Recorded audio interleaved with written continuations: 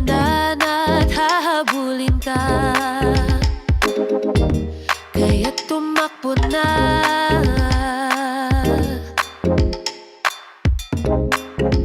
Tumatoy dapat mabawi at huwag papahuli. Mag-ingat at pag-aabutin ka, at ikaw naman ang taya. Tara na, magtubang preso. Masayang laro ng batang Pilipino. Buhayin ang larong katutubo. Tuklasin na muling ituro Sa mga bagong bata, batang Pilipino. sa mga bagong bata, batang Pilipino. Tara na, magtubang preso. Masayang laro ng batang Pilipino. Buhayin ang larong katutubo. Tuklasin na muling ituro. Tara na.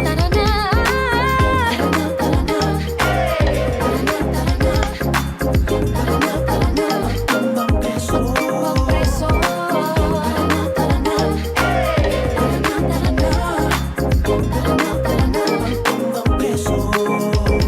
Sa mga bagong bata, batang Pilipino.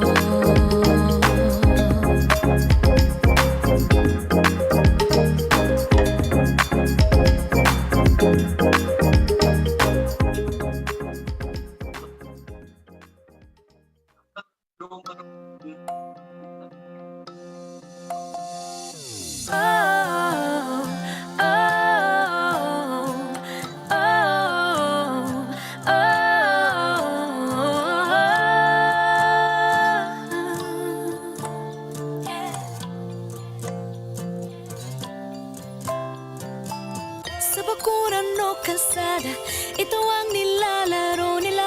Ang libangan ng maraming batang Pinoy.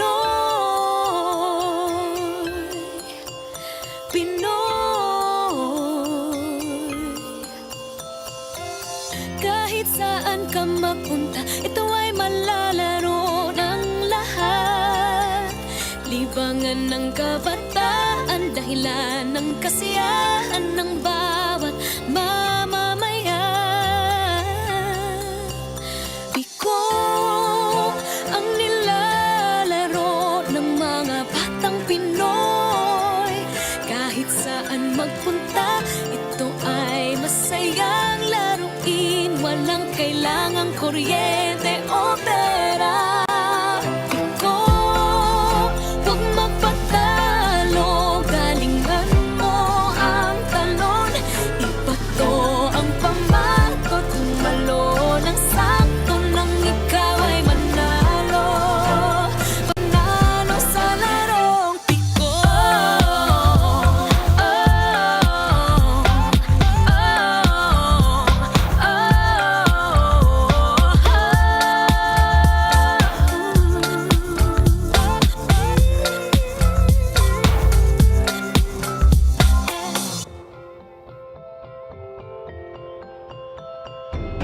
Ibato na ang pamato, tumalon ka na ng sakto.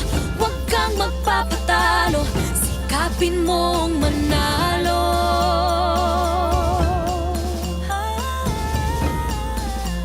Panalo sa larong piko. Ang nilalaro ng kabataang Pinoy. Kahit saan magpunta, ito ay masayang laruin. Kahit saan, kahit kailan. Piko, huwag magpatalo, galingan mo ang talon. Ibato ang pamatot, tumalo ng sakto nang ikaw ay manalo. Panalo sa larong piko. Ay, Gina, yaman. Ay, napagsin sa kong Gina.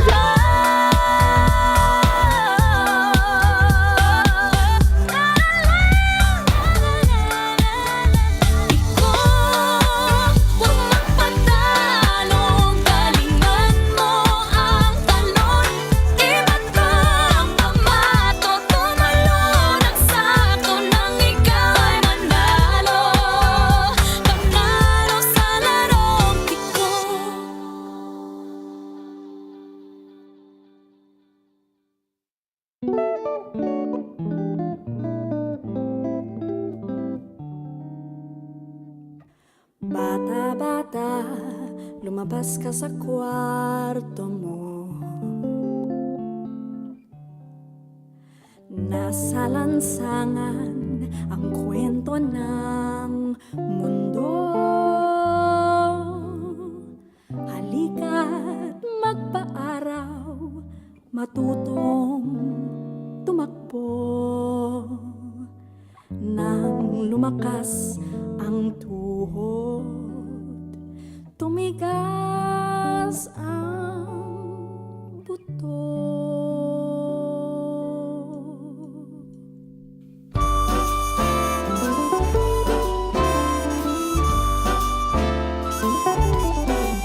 Magkakasama tayo, magkakampi sila, magpapakitang gilas sa ginuhit na linya. Huwag palampasin ang kahit na isa. Talasan ang iyong isip, mata at tainga. Sumusugod, umiiwas yung uyok ko, umaatras, lumulusot, umiilag, tumitsyempo, lumiliyak, lalampasan bawat linya. Tayo, kalaban sila, basta't tayo'y magkakasama. Sigurado ang saya-saya.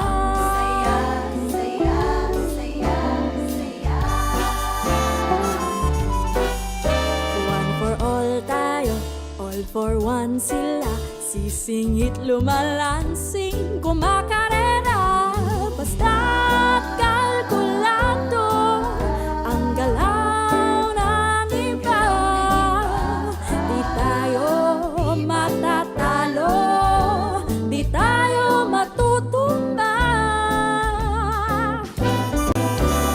Sumusugod, umiiwas yung uyok ko, umaatras, lumulusot, umiilag, tumitsyempo, lumiliyak, lalampasan bawat linya.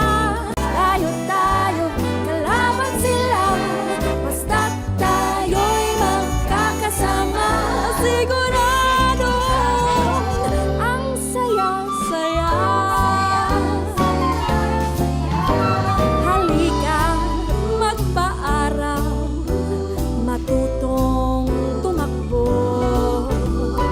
Nang lumakas ang tuhod, tumigas ang buto. Sumusugod, umiiwas yung uyok ko, umaatras, lumulusot, umiilag, tumitsyempo, lumiliyak, lalampasan bawat linya. Tayo, kalaban sila, basta't tayo'y magkakasama. Sigurado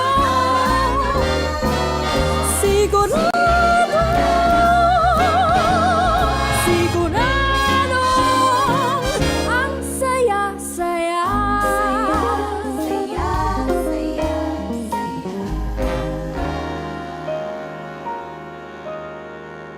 Patintero tayo.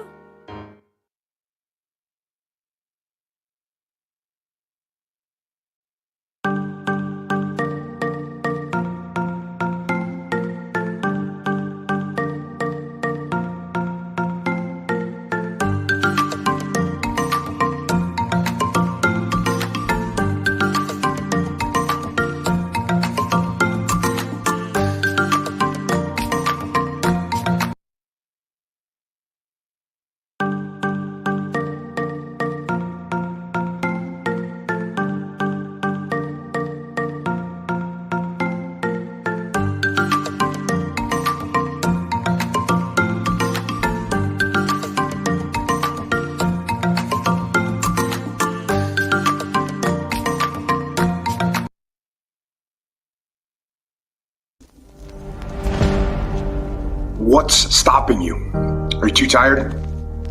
Didn't get enough sleep? Don't have enough energy? Don't have enough time? Is that what's stopping you right now? Don't have enough money? Is that the thing? Or is the thing that's stopping you, you? Excuses sound best to the person that's making them up. Stop feeling sorry for yourself. Get off the pity potty.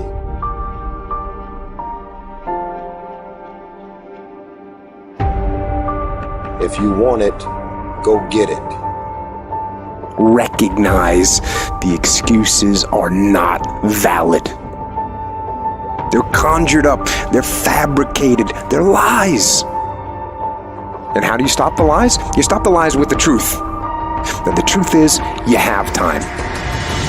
You have the skill, you have the knowledge and the support and the willpower and the discipline to get it done.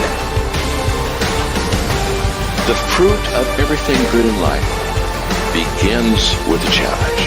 Everything is uphill that's worthwhile. And it's not going to come to you, and it's not going to fall in your lap, and it's not going to be something that, oh my God, it just was so simple. It's always going to be difficult.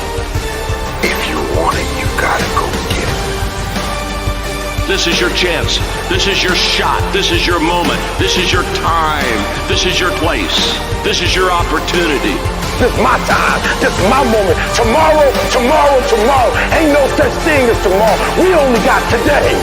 It's your dream. If you want it to happen, reach your butt up and make it happen. If you want it to happen, rise and grind. You still got work to do. Stay on that basketball court. Stay on that football field. It's grind season, homie.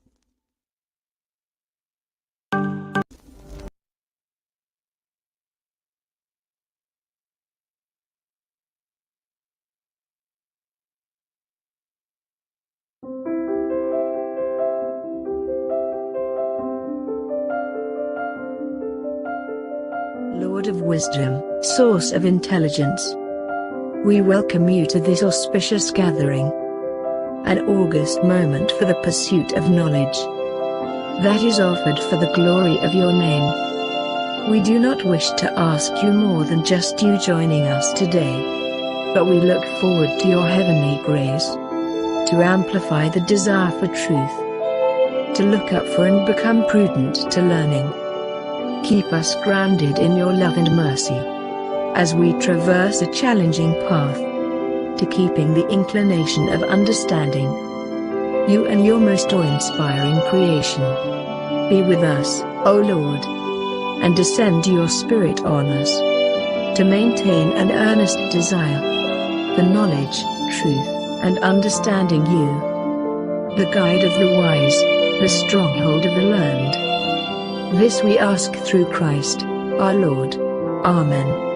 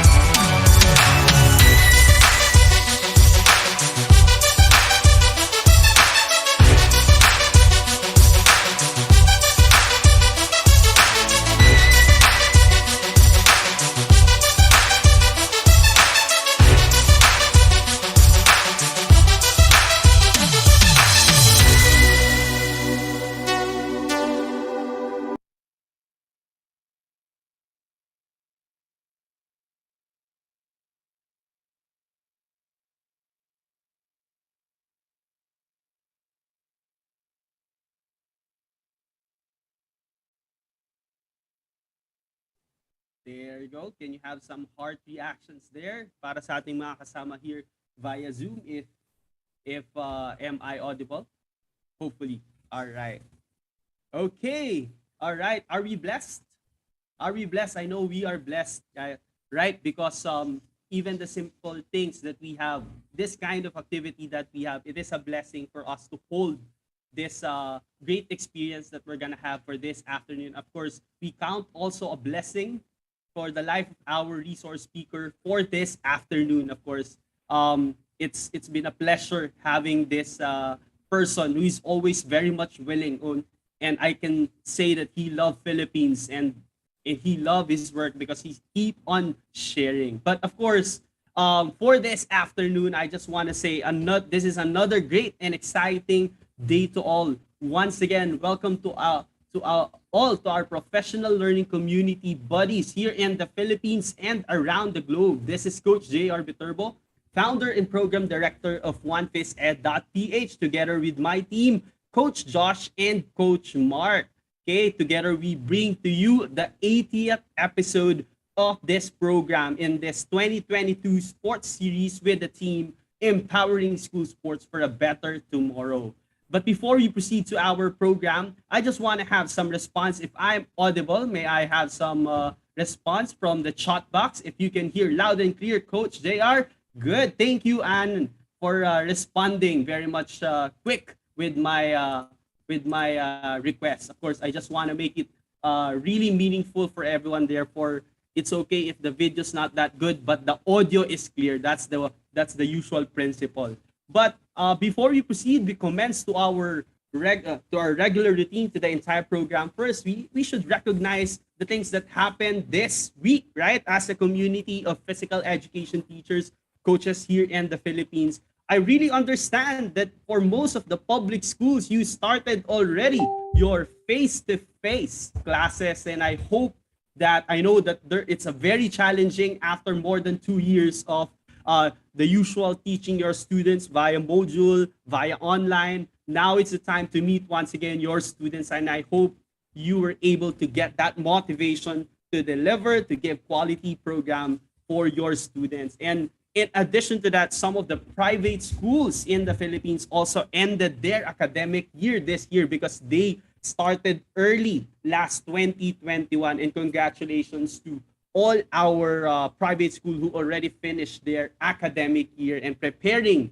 for the next academic year. Things are really changing, rapidly changing, but I know, like what we always say here in 1PhysEd.Ph, break the limits and go beyond. We should always try and do our best so that we can do something great for the people who will benefit the things that we are doing. Just want to share that with all honesty, it's been a pleasure to serve the Philippine PhysEd community by providing regular professional development training. Imagine, we have already reached our 80th episode this afternoon. You heard it right. This is our 80th episode. Yes, this can only be possible with the continued support of the community to get relevant and meaningful professional development training. The regular Saturday becomes more exciting for us because we know that this kind of program make a difference as we continue facing the challenge and demands of our profession. And of course, I'm always saying this, what's professional learning community, Coach JR, if you're going to be asking me? By the way, just to repeat you, professional learning community is the theme that we are using here in 1PhysEd.Ph because here we provide a stage, we hold that stage to provide individuals who are ultimately passionate about physical education and sports so that they can share to people, especially the PE teachers or future PE students or coaches, to have further understanding, knowledge, skills, and training so that they can upgrade the competencies that they have already. And once again, let me repeat, if you have that ultimate passion to share, we don't discriminate here. Whoever you are and you want to share, 1PhysEd.Ph stage is perfect for you. That's why if you would like to share teaching strategies, sports, anything related to physical education, dance, recreation, physical activities, anything, or health, you can share it in the stage of 1PhysEd.Ph. You just have to reach us via Facebook page, send us a message, or PM directly me, myself, Coach JR Biturbo, so that I can give you the opportunity to share what you have there.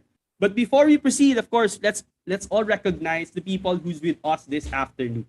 And I just want to say thank you and recognize the people who's with us this afternoon via Zoom. We have, of course, the one and only, the always present, everlasting Mr. Paul Lora from Northern Tacloban City National High School. We also have Sir Dexter from Lyceum. We also have Miss Mel Burabod from the Bagasina Senior Memorial High School from Camarines Sur, all the way from Bicol. And also Sir Michael Oyales, all right, a good friend of mine from Manila, from Pandacan, Manila. And marami pa pong iba. There's so many people here. Sir Julay Baro from Catubig Valley National High School. And we have so many friends with us this afternoon via Zoom. And of course, we also have some of our friends here tuning in live via YouTube. And I just want to recognize some of them. Allow me to say hi to Windicel and Buito,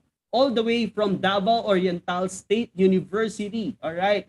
Not sure if Windicel is a student or let's say a professor or a teacher. But again, for all people who's tuning in with us Zoom or via YouTube, I have a special request. All right. I have a special request, and that's for you to share the link via YouTube of our episode to your network. All right. To the people who can benefit from this, your fellow teacher, professor, students, or your classmate, if you're taking BPE or related courses, share it to them. And who knows, the topic today is so interesting. That's why I think they can benefit from this. And thank you for those who are already sharing.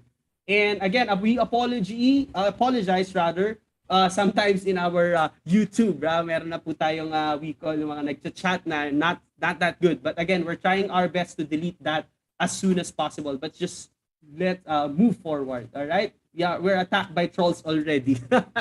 Anyway, and also I just want to say hi to Green Amor. Yeah, good afternoon to you and to all your friends there, all the way from the UEEP, Lawang, Northern Samar, all the way from Visayas. And once again, before I commence and I proceed to the program flow, I just want to make a special request for everybody to check YouTube, check the YouTube channel of 1PhysEd.Ph, and kindly share the link of our episode for this afternoon, because we want everyone or people who might be interested to join our program. Thank you so much. All right. So once again, we are here in our sports series, right? 2022 sports series. This is already the second episode. I know that most of you got inspiration from the topics shared by the one and only Coach Noli Ayo from online sports leadership training, right? Last Saturday. And I hope you got that motivation that through good leadership, we can create a better sports for our country. That's why the theme of our current episode is empowering school sports for a better tomorrow. All right. So allow me this time to introduce our speaker for this afternoon. All right. So Dr. Ayan Chatterjee is currently working as assistant professor in School of Healthcare of Rishi Hood University, Haryana. Is having Master of Science degree in Human Physiology from University of Calcutta with a first class. He obtained his PhD degree from University of Calcutta on October 7, 2021. He also has a 6-month diploma in social work and community service from School of Social Work and Community Service. Again, the National Council of Education, Bengal. He's also successfully completed a certificate course in science communication and media practice conducted by Indian Science News Association, Kolkata. The course is supported by DST, Government of India, Vigyan Prasar. He published, take note of this, he has published 75 full-length research papers, among them 32 as first author in peer-reviewed journal, international and national, conference proceedings, and as a book chapter, and also presented in papers in international and national conferences. He also published 2 books, He received Springer-sponsored Young Researcher Award for presentation of paper at the 16th International Conference on Humanizing Work and Work Environment, Trivandrum in India. Also received Young Scientist Best Oral Presentation Award for the presentation of paper at the Second International Conference for Environmental, Agricultural, Chemical, and Biological Sciences. He also has teaching experience and diploma level for 8.7 years. Also supervised 16 dissertation for postgraduate students and 15 dissertation for undergraduate students. He also served as honorary member, editorial board, and reviewer of different international and national peer-reviewed journals. His research interests are body composition and somatotyping, obesity and its management, child nutrition, impact of climate change on human performance, and most of all, he's the research international advisor of 1PhysEd.Ph. Let me introduce once again a good friend of mine, and for this episode to own the stage of 1PhysEd.Ph, let's all welcome Dr. Ayan Chatterjee to give us a topic, importance of anthropometric markers for the selection of sports person. Good afternoon, Dr. Ayan.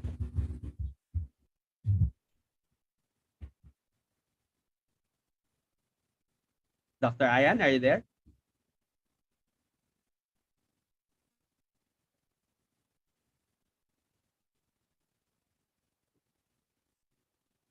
Let's just wait. I think Dr. Ayan's setting up. Dr. Ayan, are you there? Yes, yes. Ah, yeah, there you go.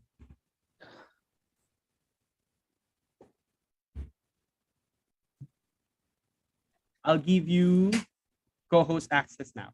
Yes, There you yes. Okay. There Yeah. you go. Good afternoon. Apology. All right. No Once issue, again, no issue. how are you, Dr. Ayan? Fine, fine, fine. How are you all? Well, of course, that's what I always like to you. Whenever I ask an invitation to you, you will always say yes. Right. And we're so thankful that you always provide opportunity to share here in the Philippines and to all our viewers around the globe. Definitely, because we are wait for the invitation. Because whenever you are inviting me, and definitely if the time is permit, I would like to share whatever the knowledge I have. Definitely, if the knowledge pass to anybody, if it is beneficial for them, I may be the only single person who will be the most happiest. Because if they published one paper, whatever I shared in my presentation or anything, if it is beneficial for them, it will be most success and joy for me. That is the only principle I followed. That As is why always. I love to work, and I like to work to spend with the people, those who are basically work with the physical education. Because something I find, the people, those who are work in the physical education, mainly in the school teaching and the university level, they have been lack in the sports science and exercise sciences research in case of these things.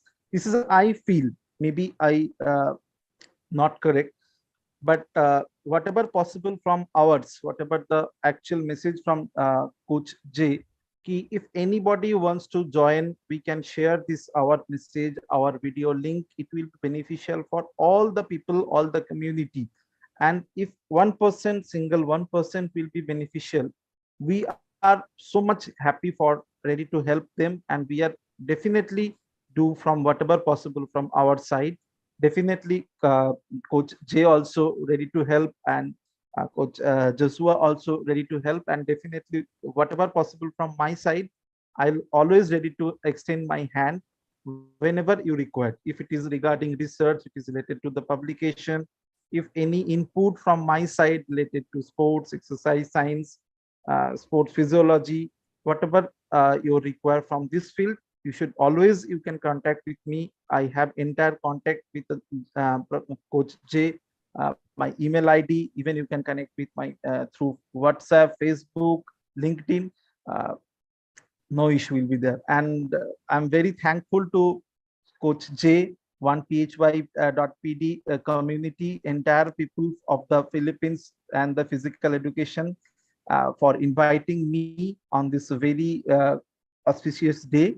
And this is the very interesting topic. If you just listen it Mhm. properly and follow the techniques, then you can do research without sophisticated instrument. This is Mhm. the main objective of my presentation, because sometimes the research funding and is not so much there, because government is not taking proper initiative, and sometimes the private school teachers, private education, private university, they also suffering from the lack of the funding. But Yes. if you just follow this kind of the research technique, so it will be very easier to do research with the easiest way, where many very minimal number of the parameters or the markers we are saying. Through this you can do research and you can motivate your student. Definitely you can motivate yourself first, then only you can motivate your students. So very good afternoon to all, and thank you all for registering this today's webinar series, sports series. With the permission from Coach J, if you are ready, then I can start my presentation. Yes, you can already start, Dr. Ayan. We're excited to Okay. witness what we can learn Oh, today. okay, just give me 1 minute. I'm sharing my screen. And again, while Dr. Ayan's sharing his presentation, we invite everyone to kindly check the YouTube channel or the Facebook page of 1PhysEd.Ph for you to share the link of our episode for this interesting topic for this afternoon. Thank you, everyone.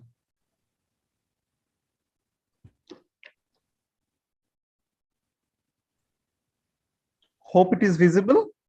Yes, visible. Okay. So the topic and the title of the presentation is that importance of the anthropometric markers for the selection of the sports persons.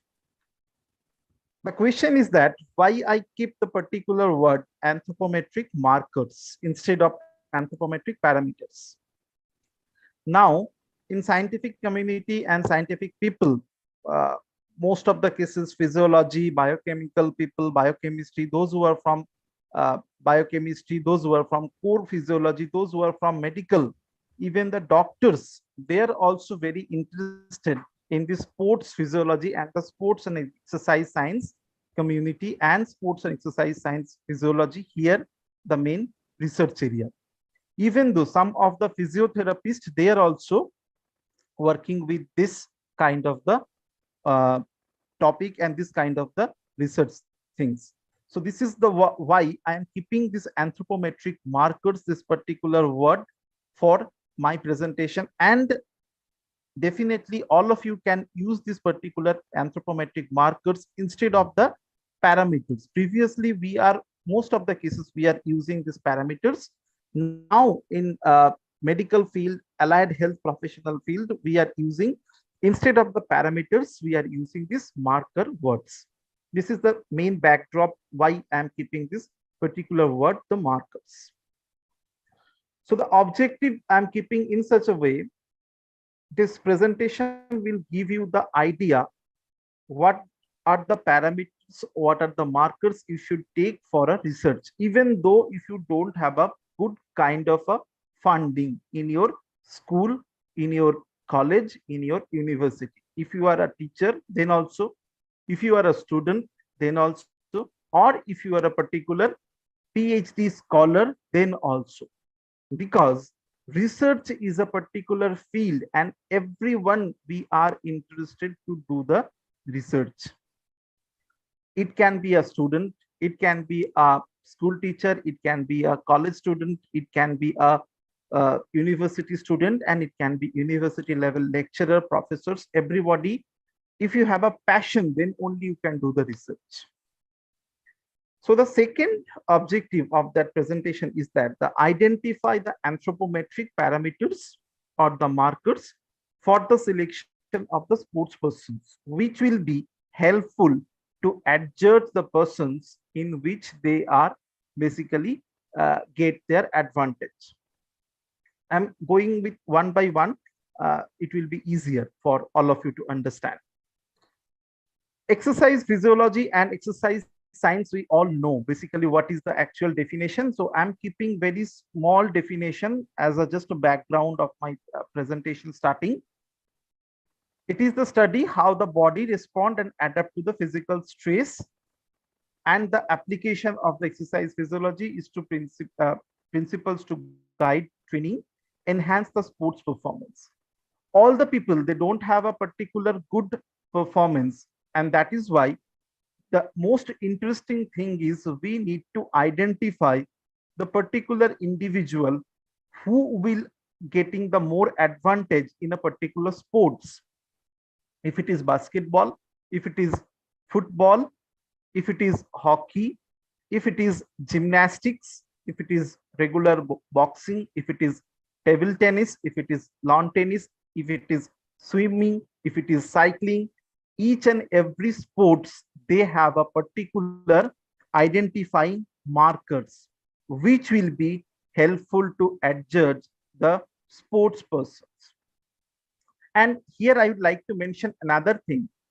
Exercise and the sports physiology overlapping in between them. We cannot segregate the exercise and the sports, and exercise and sports science also. They are basically considered, we are considered as a together. Why we should consider the exercise physiology? It is from the traditional, even each and every country, they have a particular tradition. Indian system, they have a particular traditions. Philippines, they have a particular traditions. USA, they have a particular traditions. And this another USA, they have a particular traditions. Even for the your North Europe, they have a particular tradition. So from their tradition level, the exercise physiology is the core of the physical education's kinesiology exercise science program. We cannot segregate, we cannot differentiate in between that. Though today's modern era, most of the people, they never recognize the people, those who are basically doing research from this exercise physiology.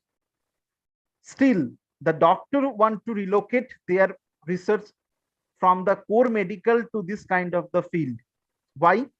Because they also know if your metabolic system is not working properly, if your muscle is not working properly, you cannot work properly, even though you cannot do anything properly.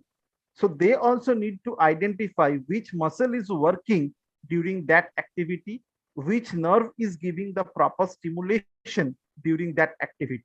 So this is the most important thing and most interesting field in case of the regular research. And that is why physiotherapists, exercise science, exercise scientists, medical doctors, nursing community, all they are right now choosing this exercise physiology or the sports science as a main core their research topic.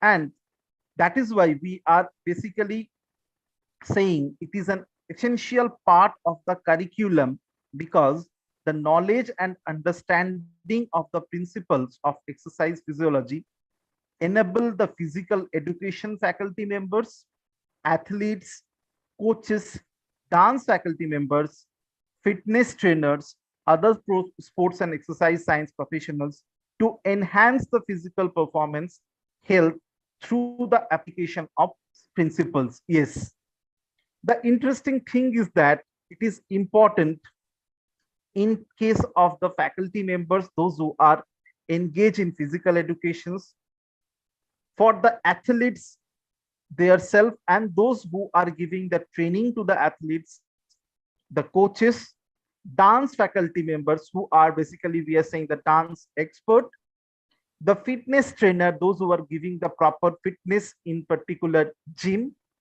and the sports and exercise science professionals to enhance their physical performance. Even though if you are not properly your health is not properly giving the full support, you cannot do the good work, you cannot goal, what is your goal, you cannot achieve properly. This is the core background of why we are encouraging the people you should select exercise and sports physiology, exercise and the sports science in case of the your research interest, because this is a very interesting and multidisciplinary approach where you can fuse any of the people, those who are from the science background. If you are from mathematics background, yes, you have also scope here.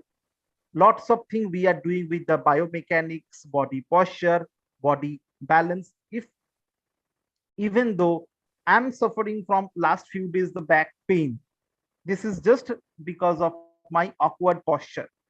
And here you can also identify what are the causes of the back pain, why the sitting time is increasing during the working condition, because most of the cases and last 2 years we are doing the online lectures, and even though during the online lectures we are giving a proper sitting positions, still it is monotony sometimes, or it is giving the awkward posture whenever we are giving the lecture continuously in a sitting positions.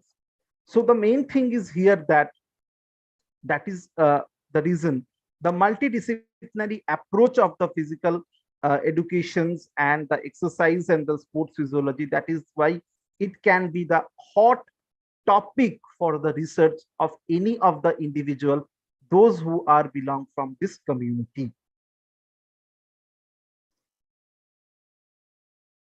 Now, I would like to mention here one thing is that the body compositions, why I'm selecting this particular anthropometry, and there is a link between anthropometry and the body composition. Those who attended my previous lecture, or you can listen in from the YouTube also, there is lots of my lecture is there, and even lots of my research paper where I have mentioned why we should go with the body compositions. Even we have different, Ha? we Uragi. even we have very different country, and the country wise there is different body weight, body height. Even in case of our country India, we have different body height and the body weight, so that they can get advantage in the sports community in case of the government job also. So that is the reason the body compositions will be the most important factor here. What is it indicating? It is the branch of the biology which may focus the in vivo quantification of the body component between the your relationship between the component and the component alteration related to the various influencing factor.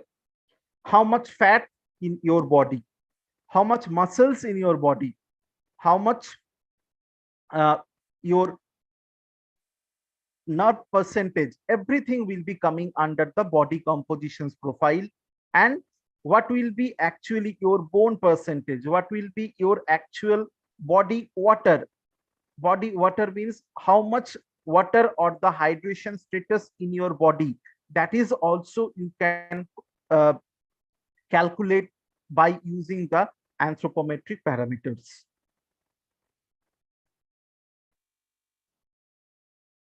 So what are the parameters we should incorporate in the body compositions?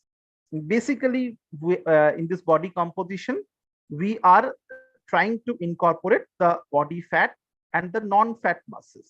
What is the body fat? This can be found in the muscle tissues under the skin. We know the skin, there will be two layers. That is the superficial layer. We are saying the epidermis, and the dermis will be the inner layer. Dermis we cannot see, but the epidermis we can see. This is the main reason. And around the organs, there will be present the visceral fat. This is the most dangerous thing in a human body. Some fat is necessary for overall health. This is the necessary fat. I'm coming on this point. What is the essential fat? And how it actually helping the internal organ and stored the fuel for the future energy purpose. And they also regulate some different endocrine hormone, their function, their metabolic activity, their circulatory activity. This is the main thing for the body fat, essential body fat in terms. What is non-fat mass? Non-fat, the term is showing that the bone, water, muscles, organs, and the tissues. This is called lean tissues, Lean, lean tissue. What they are going to do? Non-fat mass tissue, they are metabolically active and they burn the calorie for energy, while the body fat does not. So the body fat, they don't have any role. You need to burn these things. Now the most interesting thing, that is the body fat percentage. What is its role? It is the measurement of the body compositions, how much the weight of your body is fat.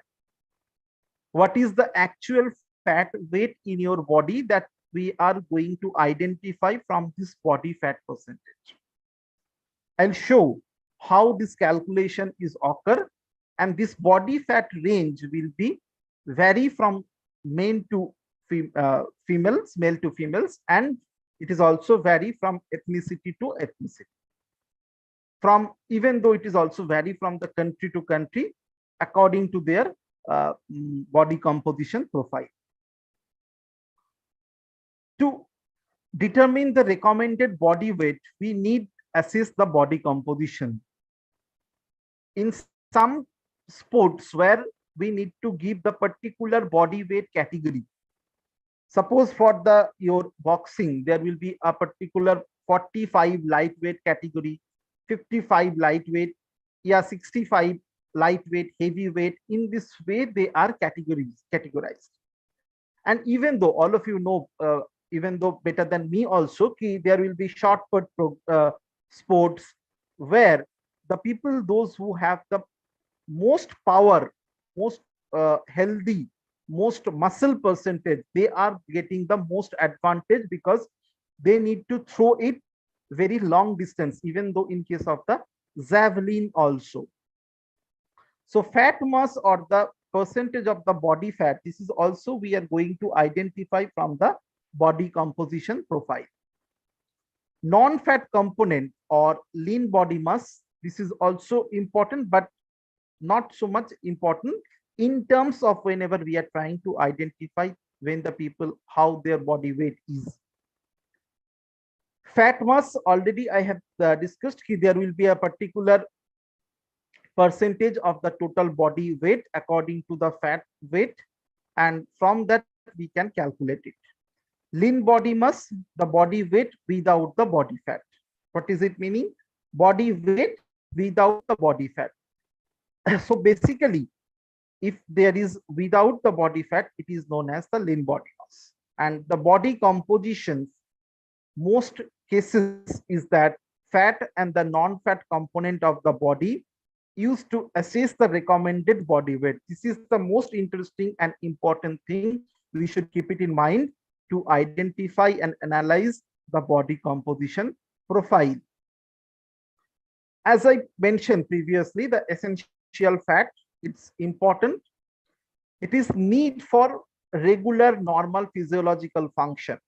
If we are a regular human being, we need to do particular work, our body metabolism activity, our body kidneys function, our blood need to distribute. Everything will be also important, and not but nevertheless for the female being, the fat, essential fat, play an important role in case of their sex specific fat, and that is why the female or the woman are higher percentage of the fat in compared to the male. Male, they have a 3% of the essential fat, which is according 3% of the total weight in case of the male, whereas 12% in case of the woman. This essential fat, what will be they helping? They actually insulated to retain the body heat during the hot and humid condition. They are providing just like an insulator, and they are helping to balance your body temperature with the environmental temperature. They also provide energy substance for the metabolic activity. They are providing a paddy, just like physical trauma. If anybody meet any accident, that is the main thing, the essential fat. They are providing a pad like substance so that your internal organ it being properly protected with the help of the essential fat.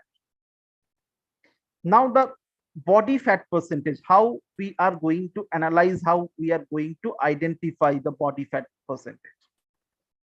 The very interesting and the lots of common procedure, though some of the procedure is very sophisticated instrument is required, and the instrument cost is also be very high. Still, there is one or two technique which are very helpful, sorry, and which are very easy to identify the body fat percentage. Skin fold caliper will be the most important through which we are going to identify in a person, in a human being, whose body weight and whose body fat percentage is this much or this percentage. Besides that, bioelectric impedance analysis is also be there. Every human being inside our body, there is electrical potential is working, that is called the action potential. Through the nerve, the electrical action potential is always trying to send their impulses, and your nervous system is actually working through that. So through that bioelectrical impedance analysis also we can measure the body fat percentile.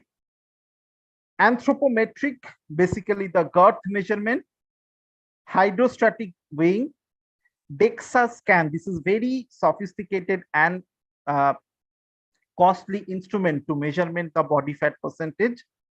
Dual X-ray absorptiometry is the procedure, followed by variability in the measurement of the accuracy. This is the most important thing whenever you are going to take the field survey. Field survey means by using the instrument, you are taking the particular human being data sample. On that cases, you should remember whom data I am taking and how I am taking this data. If there is any fault, the responsible goes to you, those who is actually doing the field work. Because if the any fault data you took, that will be reflected in your result. And it is not like keep the data will be always we cannot identify. There will be lots of procedure through that we can identify this data will be manipulated, or this data will be wrong, or you took the data wrong, incorrectly. So lots of things will be happening. And the last but not the least, the cost and the accessibility also be important to identify the procedure through which the body fat percentage can be calculated. Here I am just trying to show the male and the female, their essential, their muscle percentage, essential fat you can find in case of the male or the men, the 3% as I show previously, and in case of the female it is 12%. Because of their sex specific fat, they need to go for the breastfeeding, they need to go for their reproductive function. For that, their this percentage and the percentile value will be much higher in compared to the male. And there will be the storage fat, bone, and the other tissue percentile. This is the simple comparisons between the male and the female. And the interesting thing is there, the percentage value which will be we are going to use. So next is interesting how to measure the body composition. As I previously mentioned, the DEXA or dual X-ray, dual energy X-ray absorptiometry. This is the most interesting instrument through which you can measure the body composition, but this instrument is very costly. That is why most of the government university, government sector, they also afraid to do with this DEXA method to analyze the body composition. That is why I kept this particular word due to the cost. DEXA is not readily available in the most of the fitness participant because it is very easily understandable the body composition by with the DEXA procedure.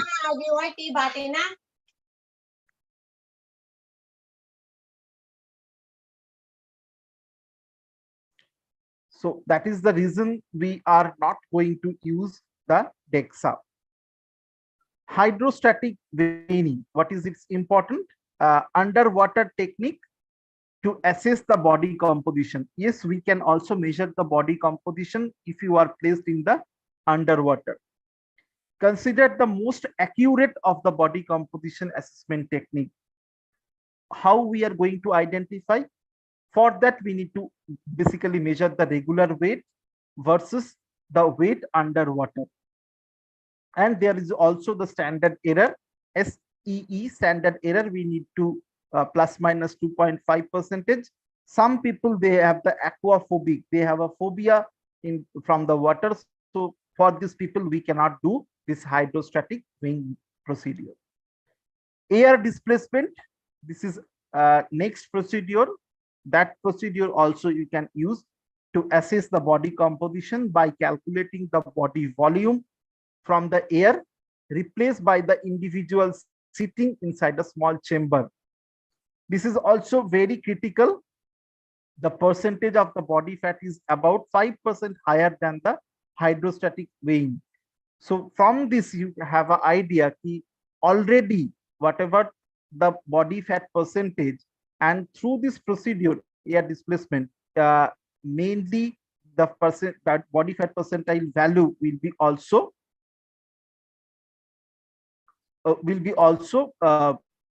higher in case of the air displacement method.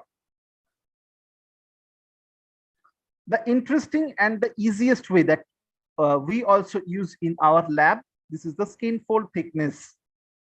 Through the skin fold measurement and the skin fold technique or the skin fold caliper, we are basically using the body fat percentage. This is the technique to assess the body composition by measuring the double thickness of the skin at the specific body sides. That means particular body sides will be there. Through that, we are basically measuring the body composition and the body fat percentage. And there is only one thing is required, that is the human being, those data you are taking and the data collector, and only this instrument. There is nothing water and nothing so much sophisticated instrument. This instrument is readily easily available. You can order it through online, and this will be easily accessible and easily usable also. I'm coming with this the procedure where you need to check the skin fold and how you can check the skin fold. Before that, the girth measurement.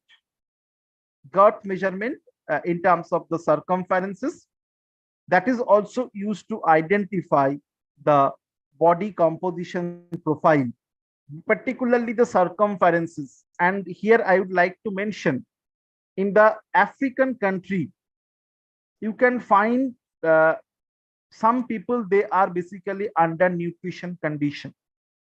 So to identify the people, their nutritional status, how, what, and what will be their actual food habit, what will be their balanced diet, what will be their regular food they should include in their diet, that is also you can predict by using some certain anthropometric measurement, because these anthropometric markers will be helpful to identify whether the people are suffering from undernutrition or their BMI, yeah, other parameters will be enough than their body weight they have.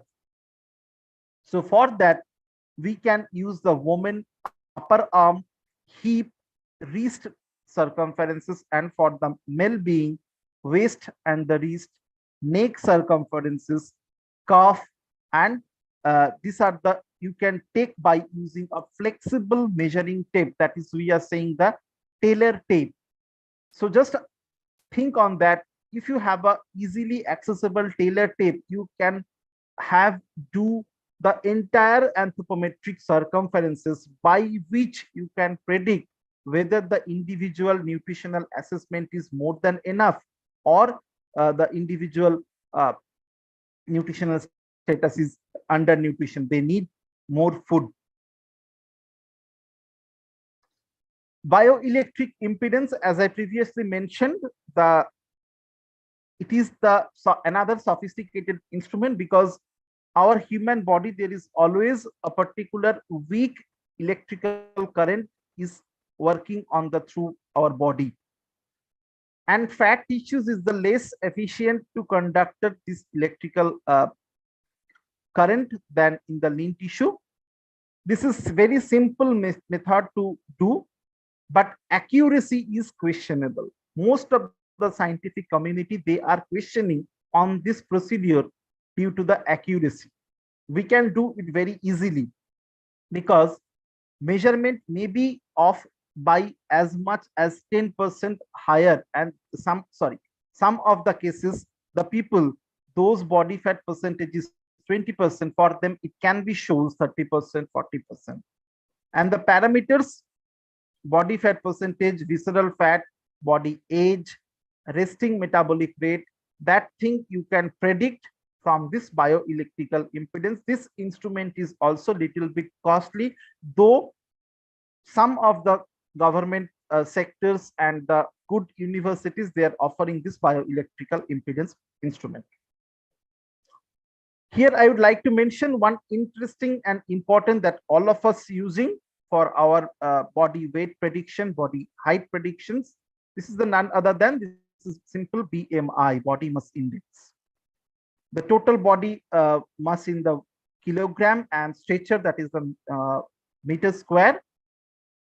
Basically, it is helping for the cardiovascular complications, and BMI is basically providing how much your nutritional status is required, and what will be the actual your food habit, and what will be your actual food you should include in your dietary habit. These things you can predict from the BMI, but there is a limitation in BMI.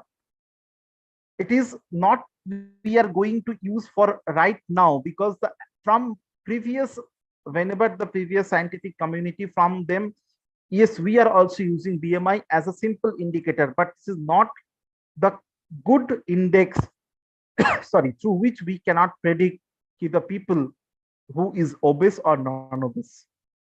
Here I just simply mention underweight for that the BMI range, normal weight for that BMI range, overweight, and the obese. This is simple, the BMI category and their range. BMI also you can measure by using simple body height, and height in terms of, we are saying, the stature and the body weight. It may be overstimulate the body fat for the athlete and who have this muscular build.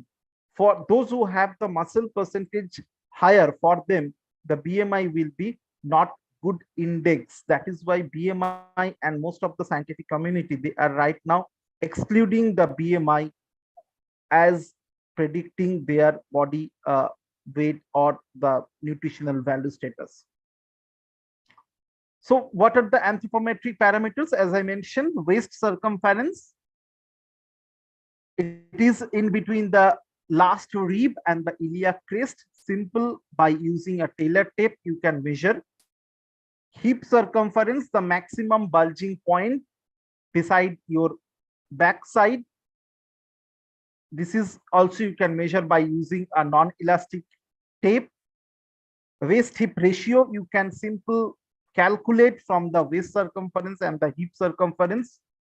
There will be a particular cutoff range, through that you can predict the individual whether he or she is obese or non-obese category. This is the range, and this range is gender specific. For female, they have a particular range. For male, they have a particular range, even though for Asian, they have a particular range, and for European, they have a particular range, and for American, they have a particular range. Another interesting index is that waist height ratio. This is by height. Height means the stature, and waist circumference. Waist circumference is the centimeter by stature. So waist circumference by divided by the stature, that is the body height, waist to height ratio. Here also the particular cutoff, that is if it is below 0.5, that will be the good for predicting an individual healthy life status. Besides that, the BMI, waist circumference, hip circumference, waist height ratio, waist hip circumference, there will be some indices. Indices is the plural form of index, and that is also you can simply calculate by using anthropometric parameters or the anthropometric markers. All the references I'm giving from the scientific papers. If you need, I can share the scientific papers definitely. Conicity index, the most interesting thing, if you know the waist circumferences in meter, weight in kg, height in meter, then you can predict the conicity index, which will be helpful to adjudge your obesity status. Abdominal volume index, here is also same thing, waist circumference and hip circumference. If you know this value, you can calculate. Body adiposity index, if you know hip circumference value, if you know your height, you can calculate the body adiposity index. Body roundness index, if you know your waist circumference, if you know your height, you can calculate the body roundness index. A body size and the shape index, if you know your waist circumference, if you know your BMI, if you know your height, you can calculate. What will be helpful? What will be, we are trying to identify from this obesity indices. Yes, that can be the question. The obesity indices which are helpful to adjudge the recommended body weight. What should be the ideal body weight? By using this 1, 2, 3, 4, 5, these 5 indices, you can predict an individual body weight, in which sports they will may get most of the advantage. The brachial index, this is not coming under obesity index, this will be coming under anthropometric parameter. It is the length of the forearm relative to the arm, that is the upper arm. The length of the lever, that is the arm, is important for the biomechanical reasons. We have the swimmers, they have a high brachial index and large, which allow longer propulsive drive during the force of the arm. That means whenever they are in the swimming condition, if they have a large brachial index, they will get more advantage during this sports.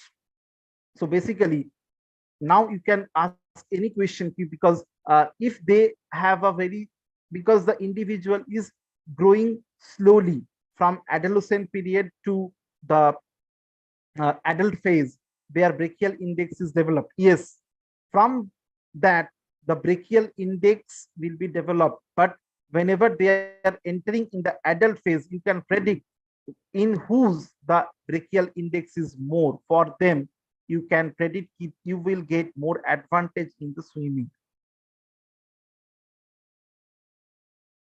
Now the interesting thing is that the percentage of the body fat using the different formula. Here we are gender specific for male and for females. Though most of the cases the sites are same, site in the sense where you need to take the measurement by using the skin fold caliper. The interesting thing is that here I mentioned 4 side skin fold equation. The equation is that sum of the skin fold followed by your square of the sum of the skin fold edge, and equation will be there. So what are the skin fold?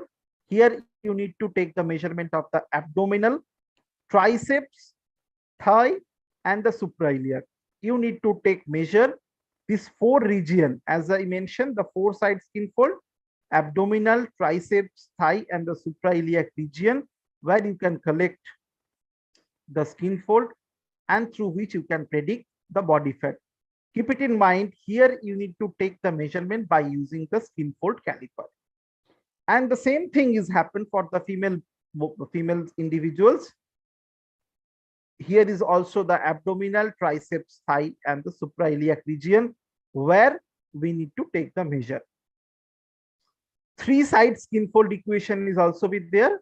Instead of the 4 side, here we need to take the abdominal, triceps, and the suprailiac. This is the 3 side equation. Another important thing is there to calculate the body fat. There will be another equation the most scientists they are using. This is Siri equation. 495 divided by body density minus 450. The interesting thing is that you don't know how to calculate the body density.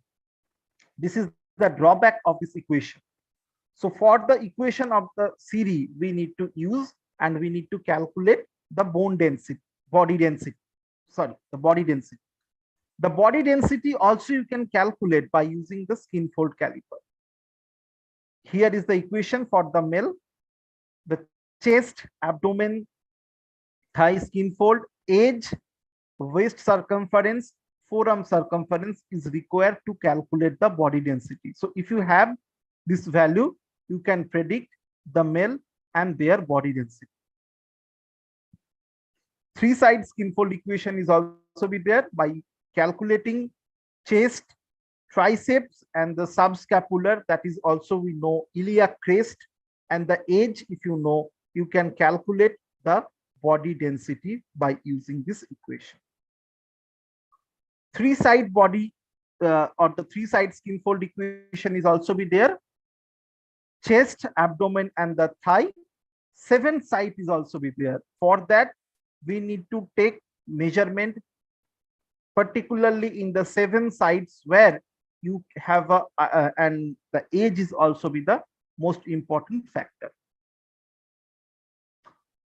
In case of the 7 side, the body density, the chest, axilla, triceps, subscapular, abdominal, suprailiac, and the thigh, this particular 7 side, 1, 2, 3, 4, 5, 6, and the 7, where you need to take the measurement, and by using this you can predict the body density, and after that from the body density by using Siri equation you can predict the body fat percentage.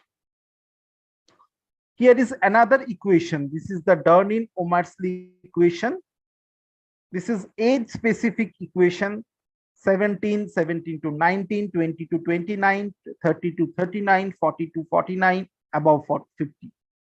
The equations is there, but the main problem for this equation, for the different age group, they have a particular equation, and that is the most important thing. If anyone they are giving false statement about their age, then the entire calculation will be wrong. That is why scientific community overlook this Dernin and the Omersley equation.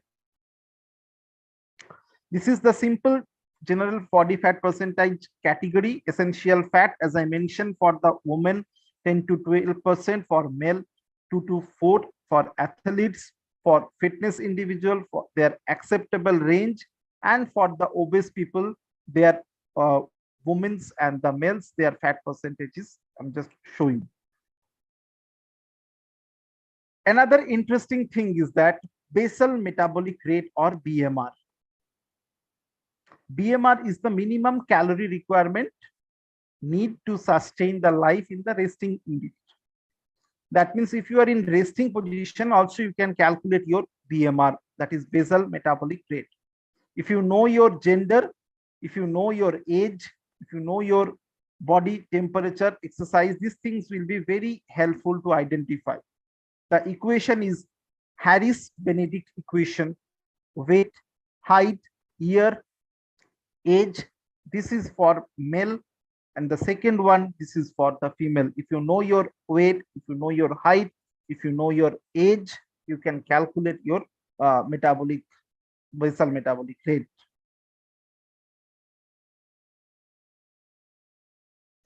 Next is the body water. As I mentioned previously, if you know your uh, anthropometric value, some of the anthropometric value, then you can also predict the body water, how much your water percentage inside your body, how much you require.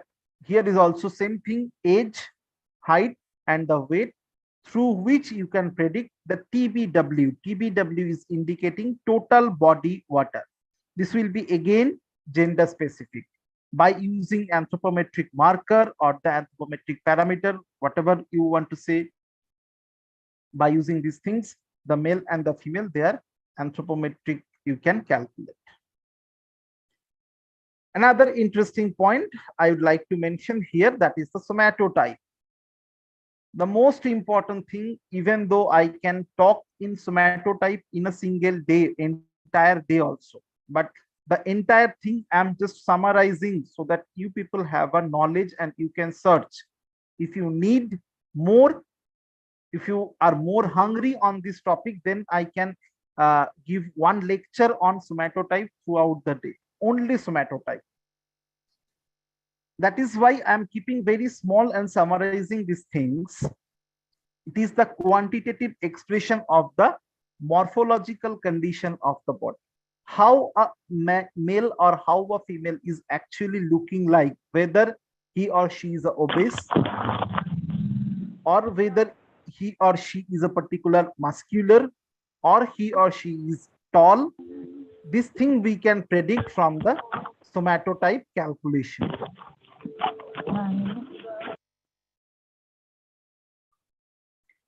There are the three methods by obtaining for the Heath-Carter somatotype. Mainly by using the Heath and the Carter somatotype, we are calculating. What are the three methods? One is photoscopy. That means you are taking an individual's photo, and by the photos you are saying that these people will be belong from this category. Second method, the anthropometric somatotype.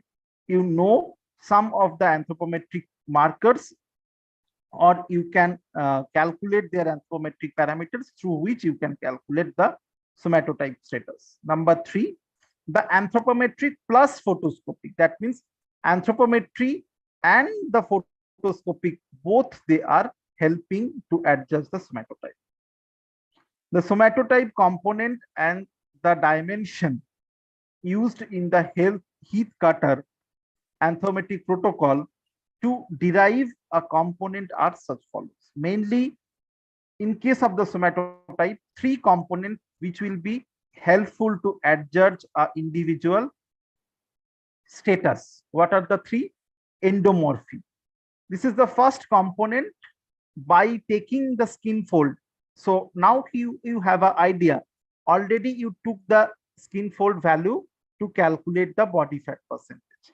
If you have the same value, you can predict the endomorphy score of the same individual. What is endomorphy? The endomorphy is referred the relative fat of a human being, that is predicting the roundness of the body, how much fat you have. Through that, we have a particular scale. We can predict these people is belong to the endomorphic category. Coming to the next, that is the mesomorphy or mesomorphy. The second component refers to the musculoskeletal development. That means your body structure is very muscle predominant, or you have very vigorously exercise you are doing regularly, and your body muscle percentage is also be very much higher. Then through that muscle component or the muscle percentage, we can predict that these people will be belong to the mesomorphic category. Last but not the least, the ectomorphy.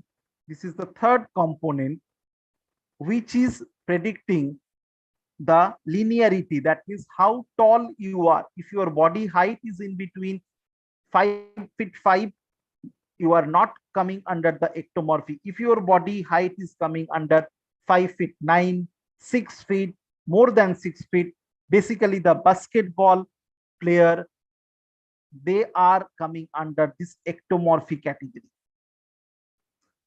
The parameters that required to calculate the anthropometric or the somatotype: stature, already I explained the stature; weight, mainly the body weight, this is also skin fold, tricep, subscapular, suprailiac, cuff, this is also by using the skin fold caliper we can calculate the skin fold.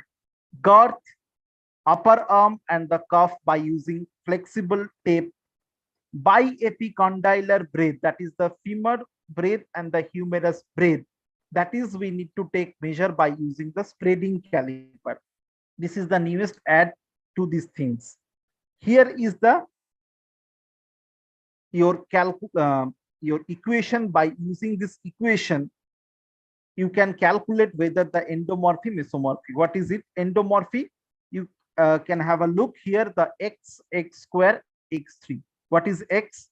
X is the sum of the skin fold, tricep, subscapular and suprailiac. And there is need an adjustment. The adjustment is that 170.8 divided by stature. Then after that you can put this x value here and you will get the endomorphy score. Similarly, for the mesomorphy, there will be the equation: humerus breadth, femur breadth, corrected arm girth and the corrected calf girth. If you put this value here, you will get the mesomorphy score. Ectomorphy, HWR means height weight ratio. If your height weight ratio is coming under this range, then we are using the first equation. If your height weight is more than this, we are using second equation. HWR is obtained the height divided by cube root of weight, that is the height weight ratio we are saying. What will be we are predicting? This is an objective method of the somatotype. This is estimate the criterion in absence of the photograph. If you don't have the photograph of that individual, you can still also calculate or predict the somatotype by using this equation. If you have the value of this skin fold, girth and the other parameter that I mentioned. This is here, I'm just giving how the people will be looking. This is for ectomorphic, lean, tall, muscular. Mesomorphic, their muscle will be more, they have a broad chest. And endomorphic, that means the roundness of the body and the fat percentage for these people will be much more higher in compared to the other group. Here is the somatotype rating form. By using the rating form also you can calculate the somatotype. How we are going to interpret, this is the last but most interesting thing, what will be helpful to adjudge. The somatotype profile can be identified by the three components, as I mentioned: endomorphy, mesomorphy and ectomorphy. Each component rated on a 7-point scale. That means whatever the endomorphy score will be there, this will be coming under 1 to 7. Mesomorphy will be also coming under 1 to 7 and ectomorphy will be coming under 1 to 7. All these three parameters will be coming under 1 to 7. For example, I'm just giving an example so that it can be easier to understand. If any individual endomorphy score is 5, mesomorphy score is 6 and ectomorphy score is 3. Endomorphy is 5. This is the same thing I wrote in the table. Endomorphy will be 5, meso will be 6, ectomorphy will be 3. How we are rate this individual? Rate in the sense expression of the somatotype. We are simply exclude the last value. It may be endomorphy, it may be mesomorphy, it may be ectomorphy. What will be the less? This thing we will be exclude. By using the two higher values, we are predicting an individual somatotype rating. Here, 5 is coming under endomorphy, 6 is coming under mesomorphy. So 5 is endomorphy, that is why the rating is endomorphic mesomorph. The highest will be coming the last, and in between these two, the lowest will be coming under the previous. And the entire lowest we are trying to exclude, because the two component will be express the individual somatotype rating. It may be endomorphy, mesomorphy, it may be endomorphy, ectomorphy, it may be mesomorphy, ectomorphy. Anything, the possible combination can be formed.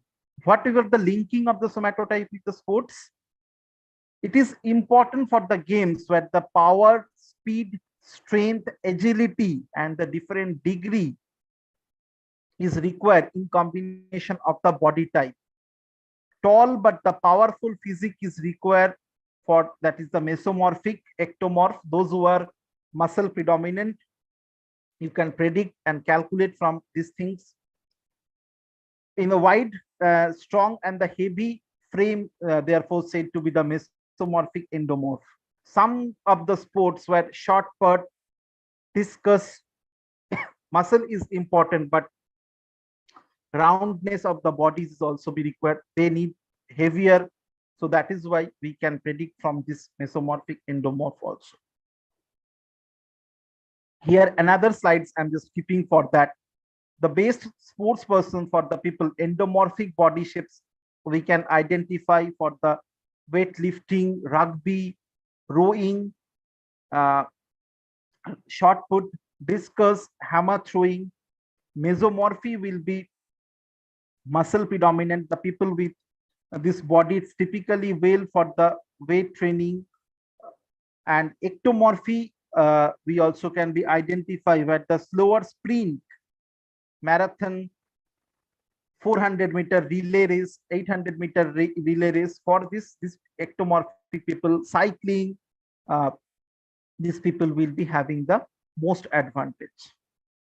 So from this entire presentation, the take-home message is that healthy balance between the fat and the muscle is vital for maintaining the health, wellness, well-being.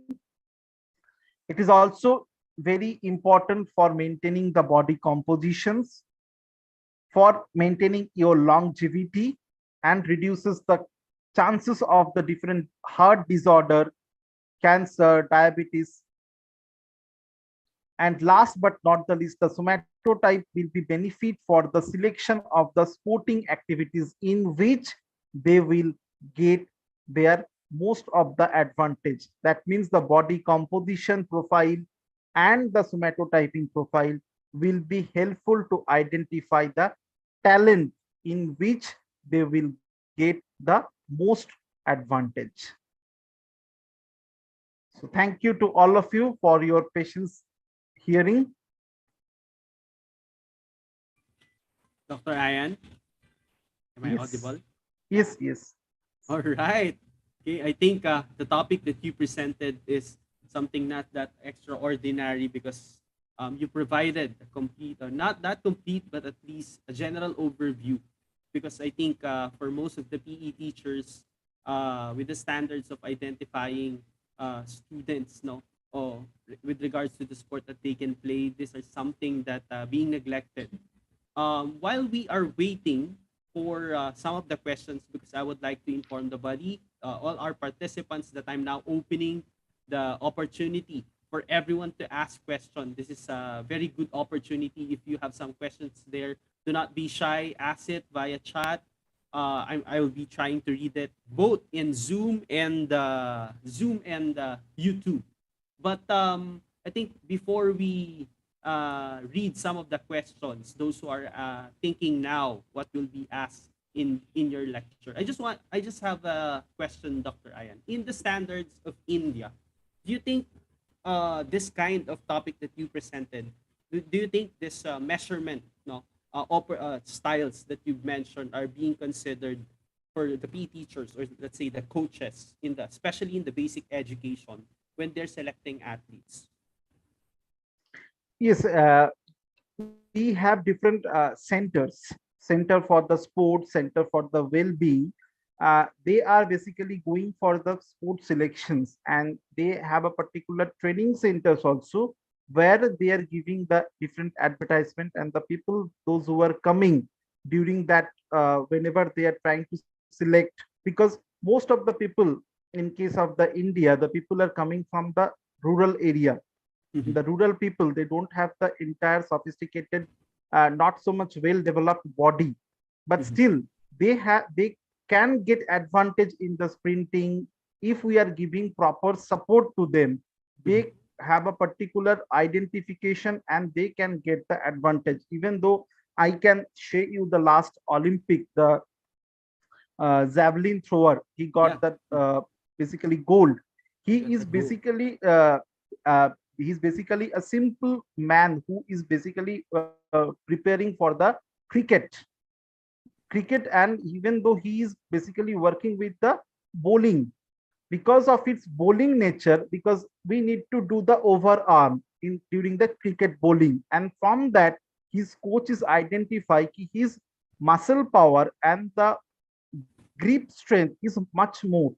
If the grip strength is much more, he can do the throwing activity. That is why uh, he is basically involving to the javelin and discuss this kind of a thing. And even though we also try to identify the people through this way, though it is very difficult, but as because we have lots of centers where SAI, Sports Authority of the India, central government providing the support, the state government are giving the support to identify the talent. And district level we have, then we have state level, then we have national level, Mhm.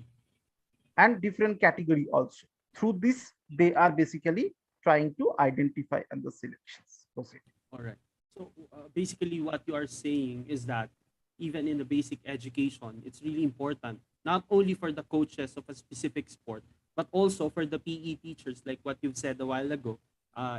Physiology is also one of the foundations in physical education, kinesiology.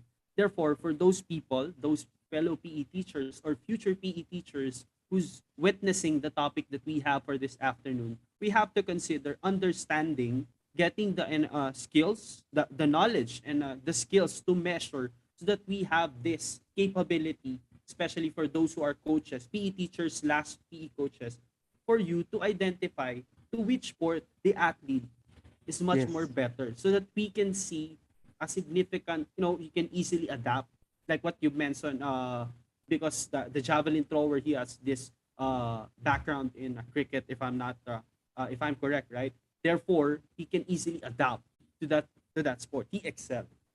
And I think this is something that here in the Philippines, something that not most of the PE teacher, correct me if I'm wrong, my fellow PE teachers, that we do not traditionally do talent identification as rigorous as this.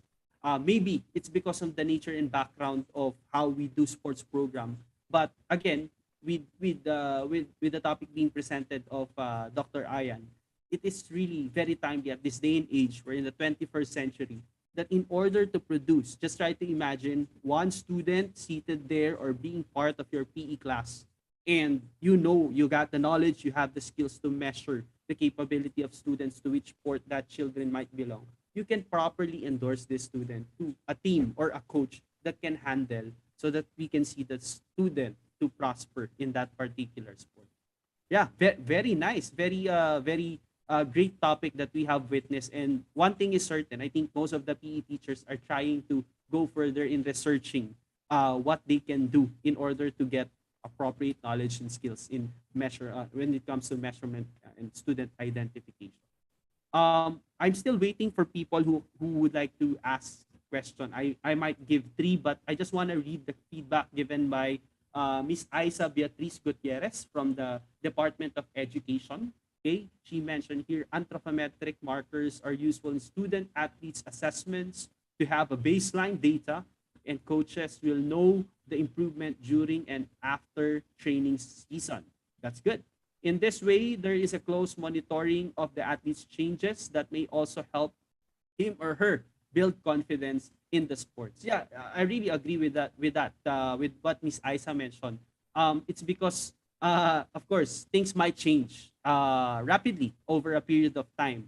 And if we are really concerned with the improvement of the student of attending a particular sport, these things that should always be considered before and after, pre and post season. Let me just check. Uh, Here this I would is. like to mention, sorry to Go interrupt, ahead. Go ahead, Dr. Ayan.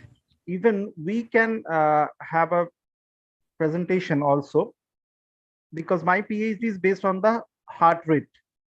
Simple, from if you know the simple heart rate is a value during working activity. That means if you are doing any activity, if you know your working heart rate, you can calculate 25 to 30 indices.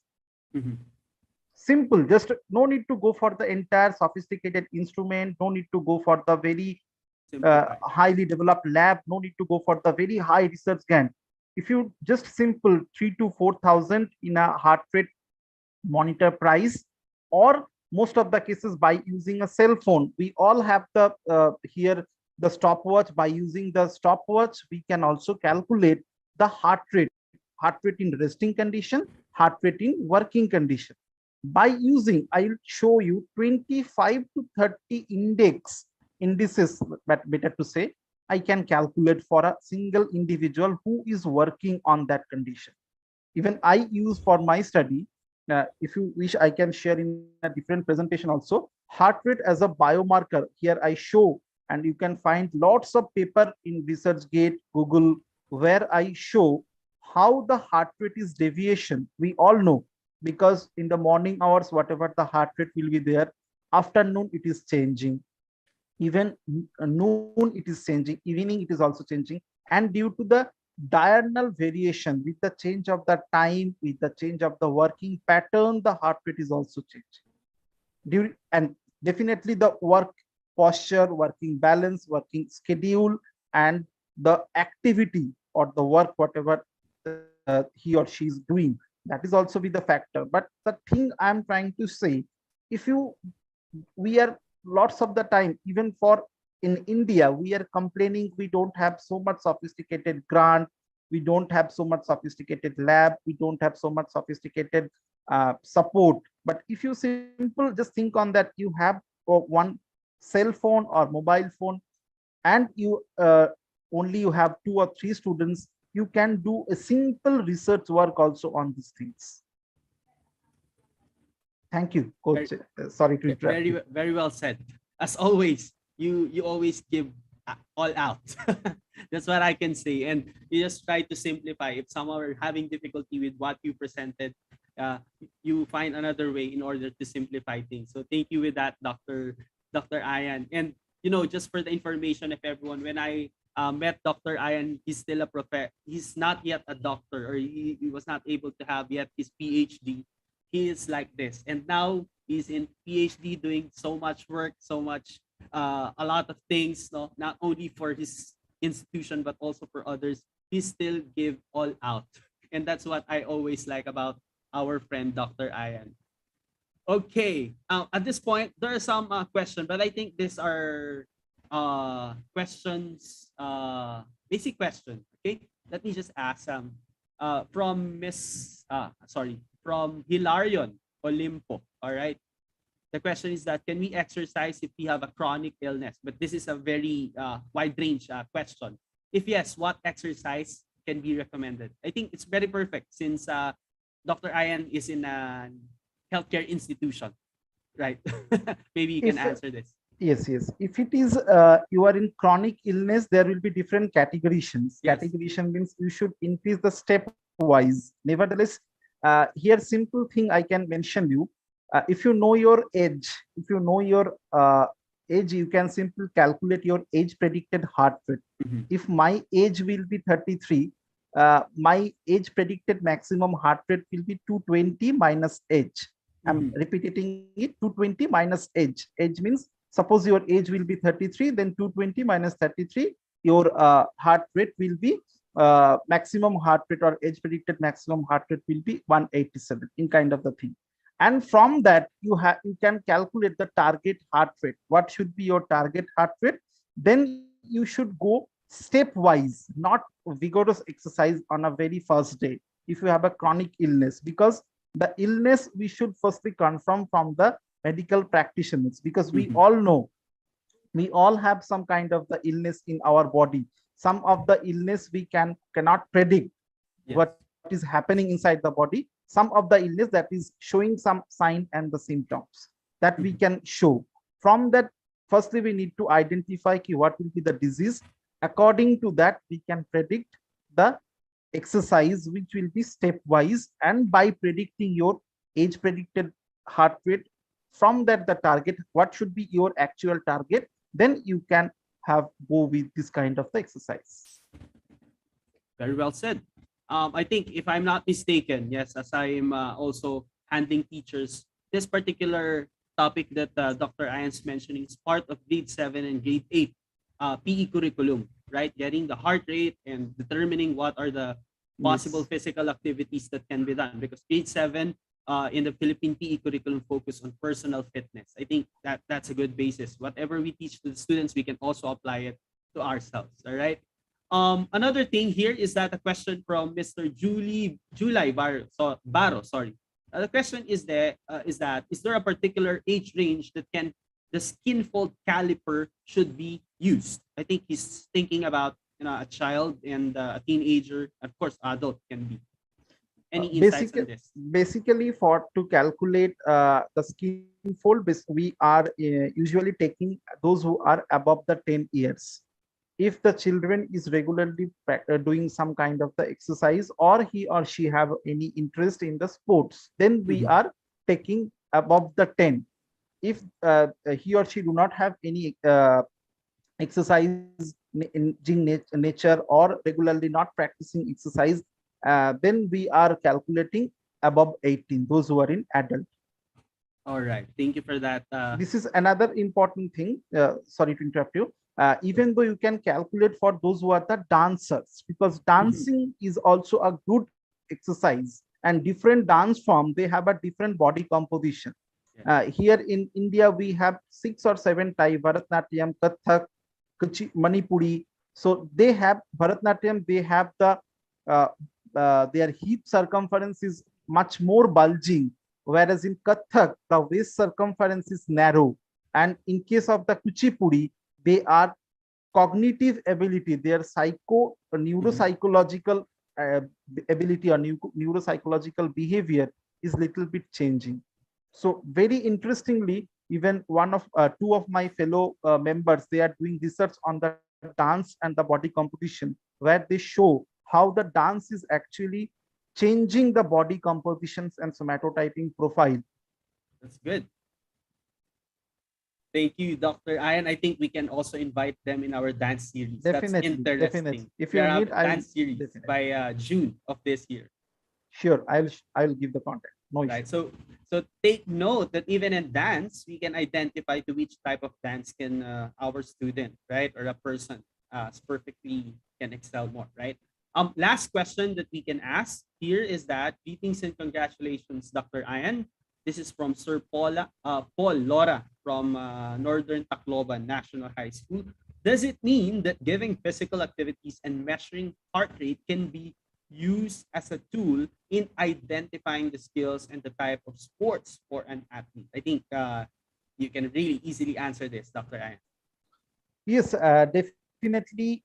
As I mentioned, the heart rate, age, each and every parameters, body height, as I mentioned, stature, body weight, every parameter, they have impact in your body, in everyone's bodies. Actually, each and every parameter, they have a significance. Without, we cannot say this factor is not so much affecting, I can exclude these things. No. If you try to just simple check your own pulse rate or the heart rate whenever you are in awake condition in the morning, before moving from your bed, just simply check your pulse rate. This is the actual recovery pulse rate. Because on that same time, I cannot say we in the textbook and most of the cases in the Google also, we can find the heart rate or the resting pulse rate. It is mentioned 72 beats per minute. but it is never been possible ki heart rate will be 72 beats per minute. It is different from individual to individual. From my cases it is 80, from yours it is 85, from X it is 82, from Y it is 74. So there should be a range. It cannot be, we can say ki regular heartbeat will be 72 beats. Only during the awake condition, the heart rate will be 72 beats. It is not still 72. There should be a range, because depending on that range, we can say this will be affecting. As I mentioned, Yes. age will be factor, height will be factor, weight will be factor. Depending on that, your body water is also be factor. As I showed, how you can calculate from height. If you know simple three things, age already you know. For the height calculation, already you have stadiometer, yeah, anthropometric measurement set, and weight also we know. If you know these three things, you should calculate your own body water, and that will be reflecting how much water you should take in a day and what should be your urinary output of that day. It's very interesting and very interlinkage. If Yes. you know simple your own body, then you can have an idea, and you have a very good knowledge also whenever you are trying to give the lecture in your school, in your college, in your university student. What should be, you should know your first of your own body, then we should predict someone else who are the actual student. That is the most interesting thing. That is that the God is the most great scientist who basically built our body. Oh, what else can we say? It was already given by Dr. Ayan. But honestly speaking, Dr. Ayan, one of the insight that I've formulated in this topic that you have presented is that the PE teachers themselves, like what you've mentioned, should also know how to measure themselves, right? So that they know their capabilities. It differs from, it varies from each other. It is right. But for us to educate the students and for us to do it to the students, for us to measure, it must begin to us. And we should try also, and PE teachers, coaches should have this knowledge and capability so that we can perfectly, not that perfect, but we can identify to which kind of physical activities. I'm not mentioning sport because dance is also included, recreation is also included. To which physical activity can we bring the students? Because sometimes here in the Philippines, we always abide with what's written and given to us by the Department of Education. Whether we like it or not, that is true. That is absolutely true. But one thing is certain, not in addition to what the DepEd is giving to us, we should also consider giving activities that is really appropriate to our students based on the measurement.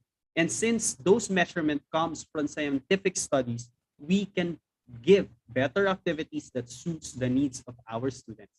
And that's my challenge to my fellow PE teachers. Before we give activities, we must measure and identify if that activity is right or appropriate for our students. Right? So I think we learned something great for this afternoon. And I Another believe that, thing I would like to yeah, mention go ahead, here, Dr. Ayan. coach, even though we have in our university, we have the students, they are also doing the practicals. They don't have this in their syllabus. I tried to include, we have the department of the cardiology, because if the students are from cardiology, they should know what should be the cardiorespiratory status and what should be the cardiorespiratory functioning, because everything will be interlinked.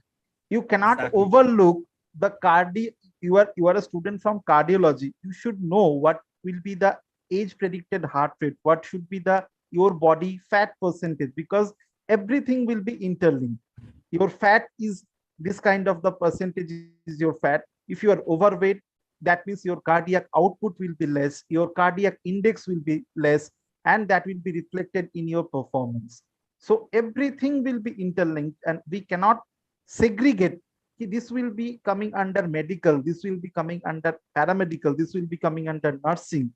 All this will be interlinked. This is, Dr. Ayan, I think I should ask you this question, right? sure, Because in the sure. tradition of the Philippine physical education, we always start with fitness testing.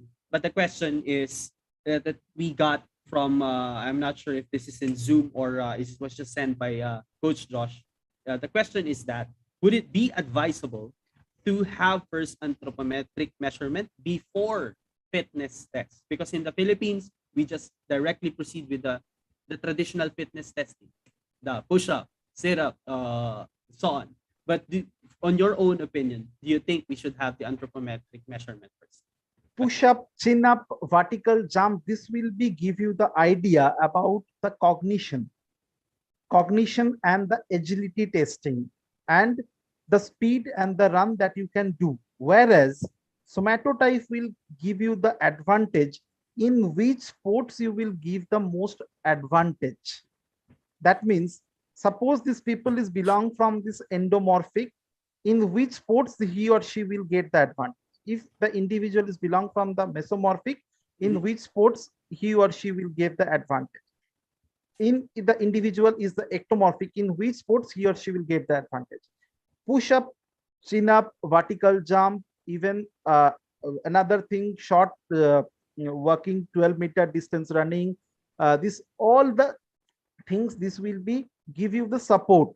You should also go, if you're just searching in the Google, most of the cases the football player, their agility test, they are actually screening, even though in the Barcelona, the most important football club, they also doing the somatotype, that is the somato chart, in which and how much the people they need for the midfield construction, how much people is required for the defense construction, how much people is required for the forward.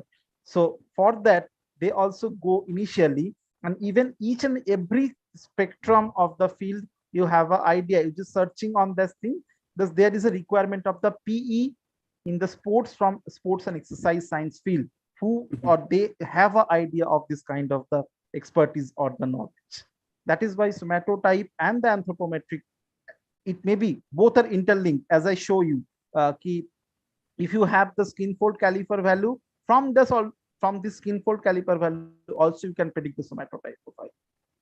Not so much, you no need to go for the higher values, no need to go for the higher sophisticated lab. You just simply have a skin fold caliper, simple, you have a axis. Definitely another interesting thing point for the research, you should take the consent from that individual's data you are taking. This is the most important thing, because anything, whatever you are communicating, anything, whatever you are doing, it should be ethical and crystal clear from your end. Because whatever the research communication you are doing from your end, it should be ethically. You are taking that, we are not using for any business purpose, we are using for just to provide the support and communicating, in which you will be getting the advantage. Very well said. What else can we ask for? I think the participants we have for this afternoon, they have a lot of questions, but some of them are now thinking that they should attend your another session. I'll be ready to help. That's the great thing about you, Dr. Ayan. I think, okay, at this point, we realize something, my fellow PE teachers. We realize something, that we cannot separate our duties as PE teachers, at the same time, things that we should consider in relation to sports science. And this is identifying to which appropriate physical activity can we give to our student based on anthropometric measurement. Thank you so much, Dr. Ayan. And at this point, I would like to request Coach Mark to please share screen to extend our humble certificate of appreciation to our speaker for this afternoon. Allow me to read the certificate. The certificate of appreciation is hereby awarded to Dr. Ayan Chatterjee for generously sharing his expertise as resource speaker during the sports series with a team, empowering school sports for a better tomorrow, in the webinar titled Importance of Anthropometric Markers for the Selection of Sports Person, via 1PhysEd YouTube channel and Zoom, awarded this 9th day of April 2022. Yours truly, Coach J.R. Viterbo, founder and program director of 1PhysEd.Ph, Mr. Joshua Ben Villarreal, technical manager, and Ms. Hazel Eunice Carmen, program and events manager of 1PhysEd.Ph. Once again, our heartfelt thanks to your kind support to the programs of activity of 1PhysEd.Ph. And truly, with support, collaboration, and continuous sharing of knowledge, we can make a difference. So let's give a round of applause to our speaker for this afternoon. Yan. Thank you so much. I think I have a, I'm not sure if that's working. If the all. Anyway, thank you, Dr. Ayan, and we hope you to inspire us more soon. Definitely, Very definitely. soon. And at this early, I just want to inform everyone that we're gonna have by the last quarter of this year research workshop together with Dr. Ayan. So if you would like to join that research workshop as early as now, you can contact 1PhysEd.Ph because we would like that to be intimate so that we can guide people who would like to create their research for their respective organizations or schools to improve different matters in relation to their program. Once again, thank you, Dr. Ayan. And before we end, we just want to announce that again, the premium membership of 1PhysEd.Ph is always available. It's not ending, it's always available. And I would like to thank the technical team for making it happen to have the first physical education digital library brought to you, of course, by 1PhysEd.Ph, because we believe that we as a community should provide opportunity for learning every now and then. And that's because we made this 1PhysEd.Ph.com. This is the website of 1PhysEd.Ph, wherein we provide professional development courses for everyone, for all those who are registered as premium member at the comfort of your home. Of course, in your own available time, you can access the courses we have there. And again, you can access all of that upon signing as a premium member. And again, the registration fee is very cheap compared to international digital library. We just make it accessible and cheap to everyone so that everyone can have the access. So if you would like to access and get registered as premium member, you can follow these steps. You can take a screenshot, or you can visit Shopee because we linked already, our secretariat linked already the sign up or the registration rather via Shopee. So again, visit Shopee to check the premium membership. And of course, if you would like to wear, if I can only send if the shipping is not that if not that it's just low, I think I'm gonna sending you, Dr. Ayan, this shirt.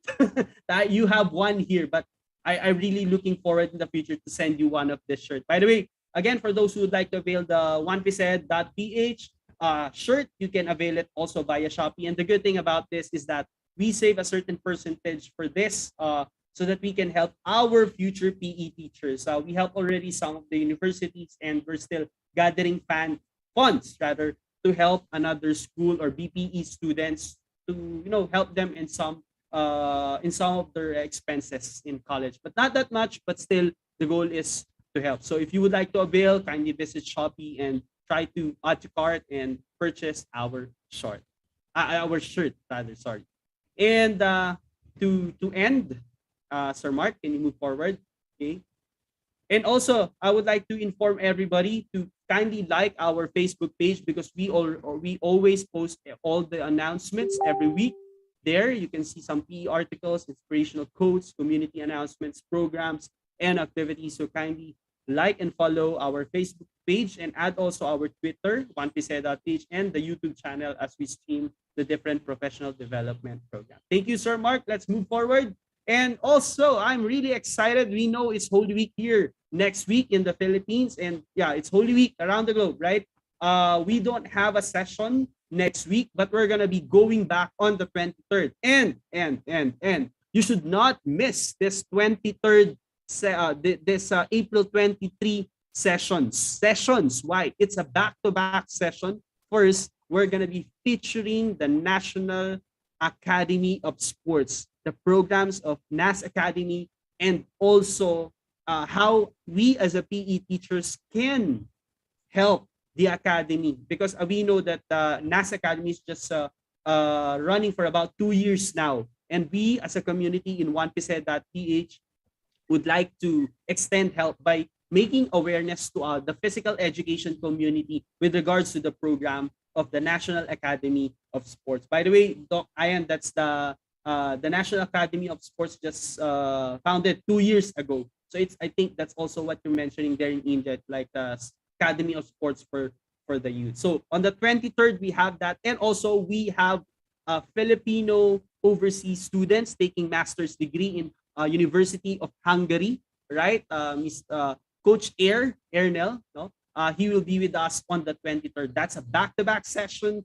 Very much exciting about this. Therefore, as early as now, you witness something, a great topic. Therefore, I would like to invite everybody to invite your network, all your fellow PE teachers, your fellow students, so that they can witness the topic that we're going to feature for this, for the 23rd of this month, only here in 1PhysEd.Ph. And at this point, may I request Coach Josh to kindly share now via YouTube and also via Zoom the evaluation and of course the e-certificate link so that all our participants for this afternoon can have theirs. All right. So while the links we're sharing the link, okay. Let's have a photo opportunity. May I request all the participants here at Zoom? Let's open our camera so that we can take photo with our speaker for this afternoon. There you go. Okay. May I request the rest? If you can turn on your camera, let's try to have the opportunity to there. Okay. Yeah, and we have so many participants here in Zoom for this afternoon. Thank you so much for supporting this episode, 80th episode of 1PhysEd.Ph. There you go. Dr. Ayan, any words? No, thank you. I'm leaving. Have a good day, good week also. All right. Okay, so again, turn on the camera and let's have a photo opportunity. Magandang hapon. Magandang hapon, Dr. Ayan in English is good afternoon. Magandang hapon. All right. Okay, the beautiful faces of the PE teachers and coaches of the Philippines. Okay, let's turn on our camera. Help me, Sir Mark, to have the screenshot. Okay, you can count if you want. There you go. Let's have it. Ready? 1, 2, and 3. All right. Okay. Once again, ready? 1, 2, and 3. All right. Thank you so much. Once again, this is Coach JR of 1PhysEd.Ph. Let's continue to win. And again, let's break the limits and let's go beyond. Have a great day, everyone, and continue to shine.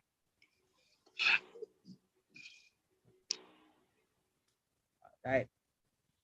Let's give some music, Sir Mark. Coach Josh, were you able to post already the link? Yes, Coach. Right. Kindly check the chat box.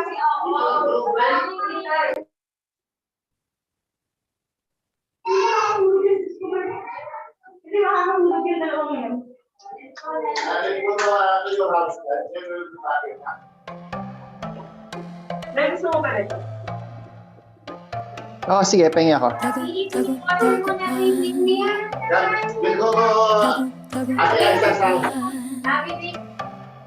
Umikit ako't pagmula, kalaro ko'y naglaho, pati hininga ay tinago, upang di ko mahanap. Kahit naliwanag ang buwan, laging may sulok sa dilim, magtatago karoon ng palihim, hanggang matagpuan ako ang taya. Hanap-hanap, kaibigan na bawala, kampi ko ang buwan, maliwanag sa ating tago-taguan.